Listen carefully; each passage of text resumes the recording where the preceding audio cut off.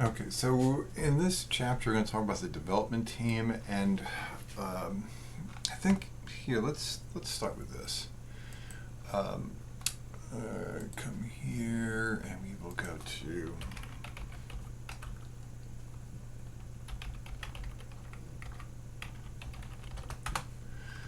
And let's just come to an image here. And let's see, I like this one. All right, so in a matrix organization, we have two lines of reporting. You have a project and a function. So, how's this different than some other more traditional organizations? Again, traditional organizations, you have an HR team, you have a finance team, you have an IT team, you have a marketing team, you have an operations team, right? So you have these silos of function, right? These are what we're. This is what I do. I'm part of the marketing team. I'm part of the finance team. Whatever. In those functional organizations, what happens is, let's say R&D comes up with an idea, they throw it over the fence to design, who throws it over the fence to marketing, who throws it over the fence to sales, right? Or throws it over the fence to operations, who throws it over the fence to sales. These functions do their thing and then don't worry about what goes beyond them. And so what can happen in a purely functional organization is I can do something that's good for my team, easy for my team, solves my team's problem, but then creates a problem for somebody either upstream or downstream from my part of the operation. In a matrix organization, and there's several different types of matrix that they're showing us here in the chapter. In a matrix organization, you have two lines of reporting. This person here on the Project B team, they're part of HR, but they're also part of Project B, right? So there's two bosses here. So what happens if boss A and boss B aren't both in sync? You can lead to conflict. You can lead to lack of efficiency. You can lead to organizational politics, right? So there's all these issues that happen. So in the book, they begin to talk about how you can have more of a functional focus, more of a project focus, more of a balanced focus. Whatever it is, there's going to be a challenge. Somebody's losing.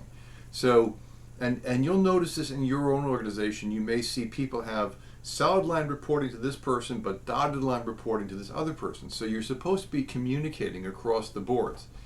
And often that works really well, but sometimes because of different priorities that different people might have, there may be challenges that happen, right?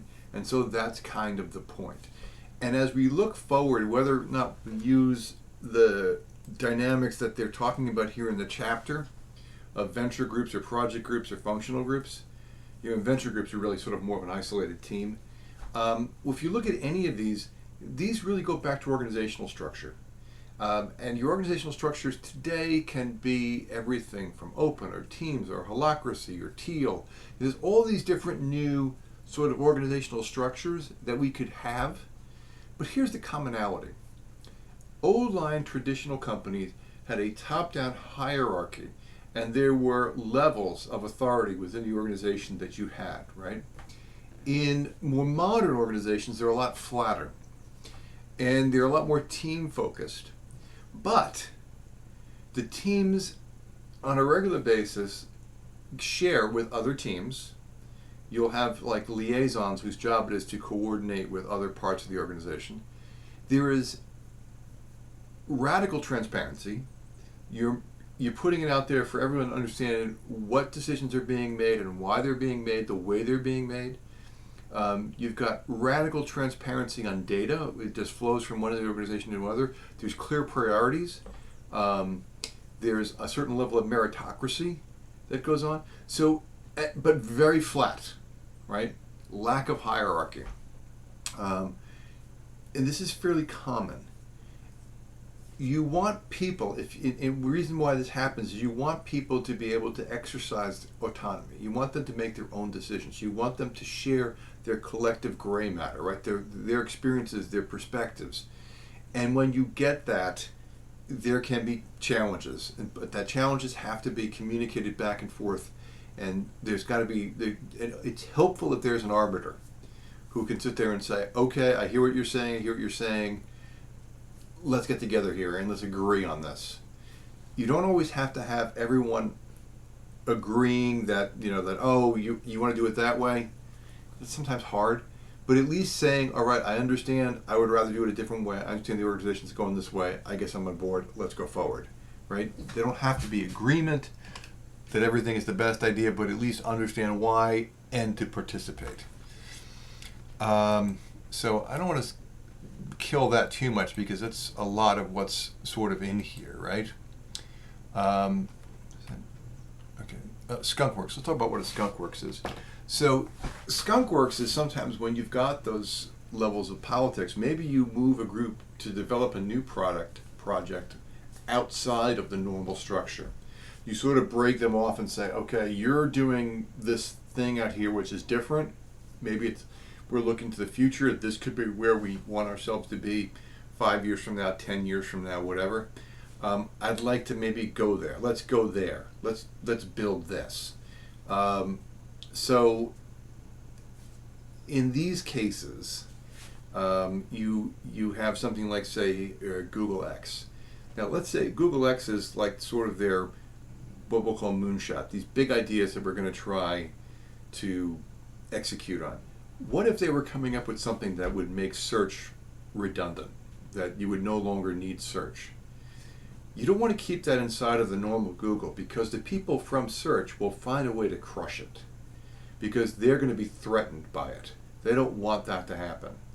So that's the reasons why you'll see sort of these skunkworks. They sort of move them outside the normal chain of command, the normal structure, and put them off by themselves so that they can do this sort of new and creative works. Okay. I'm just going through some of these things we've kind of talked about in general. Okay, you do want to encourage collaboration across teams. You don't want people to sort of create us versus them. And this has to do, I think, with a culture of transparency, of being aware of what other people's priorities are, being aware of what their goals are.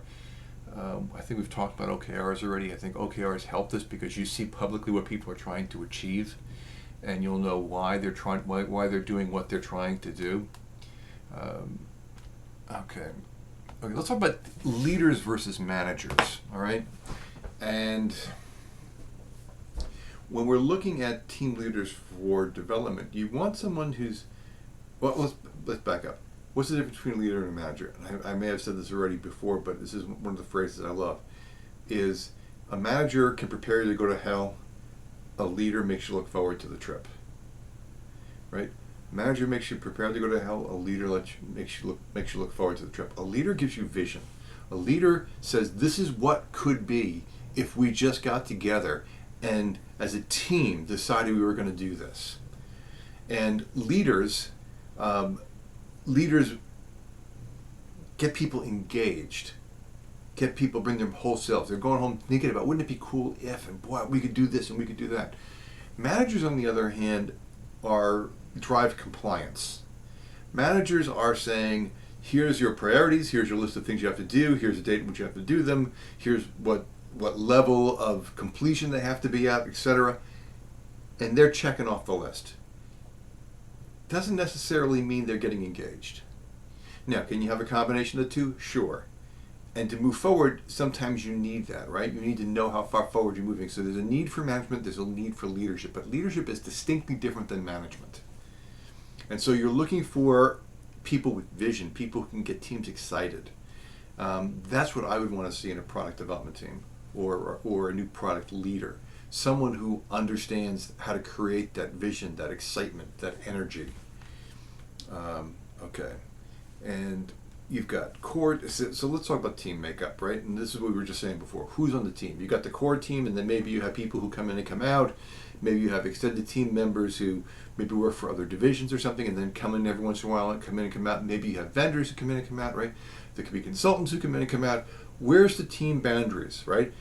and so think of it almost like a series of concentric circles, right? You've got these, handful of people who are at the center of this thing, driving this thing forward, and they may be pulling in resources from other places, at different levels of engagement. Okay, product champions. So these are people within the organization who are excited about the project. They have the vision, the leaders get them excited, and they want to be sort of a sub-leader. They want to get other people excited and persuade other people to sort of join in and be part of this whole thing.